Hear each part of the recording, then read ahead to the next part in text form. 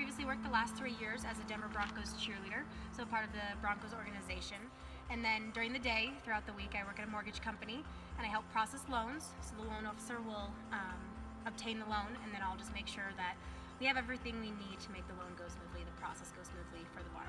So I was a daddy's girl. I was always watching sports. I was always going to football games with him. Grew up in a football stadium. Every Saturday was college and every Sunday was NFL. Quite honest, as a child, I wanted to play football. I wanted to be on the field.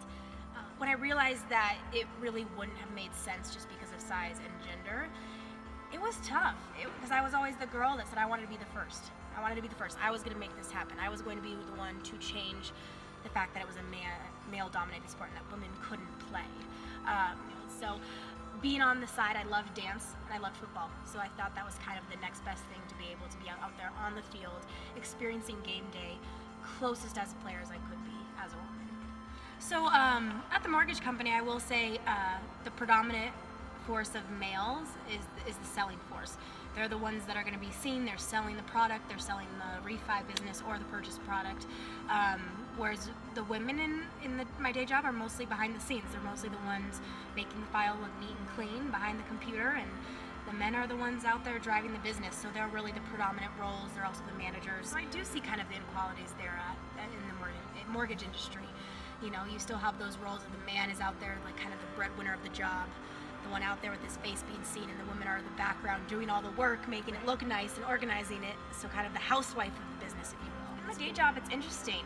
We have like a little kitchenette, and it's funny to watch because I sit right across from it, and you'll notice the only ones that clean it, who pick up, who replace the cups, who replace the water are the women. And I think it's just this innate habit that we have in the household that kind of brings us to do it at the workplace. But as far as Denver Broncos cheerleading, obviously we're all women. So it is predominantly a sport conquered by women.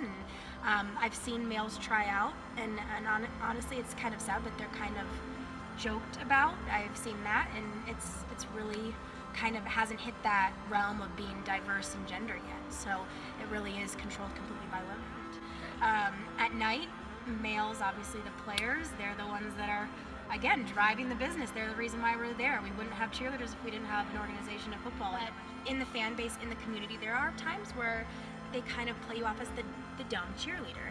And so they don't take you seriously on knowing sports. And like I said, I'm a huge football fan. So I think people come at us with questions expecting not to hear an answer, expecting us to say, I don't know. Whereas I would come back with an answer. As far as objectifying, I mean, the uniforms we wear are definitely more revealing.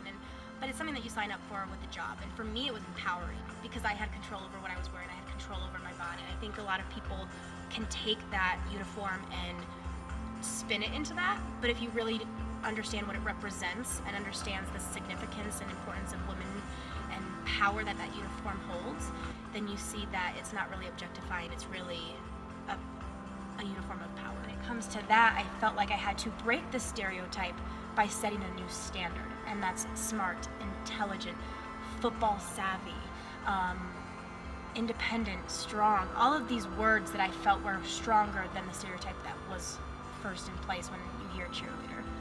I think the beautiful thing about dance, and this is where it kind of differs from maybe the mortgage industry or differs from really football or, like you said, any industry, is that it accepts everybody.